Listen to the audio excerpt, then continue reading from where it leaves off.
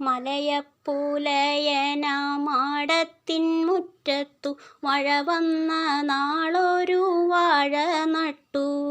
മനതാരിലാശകൾ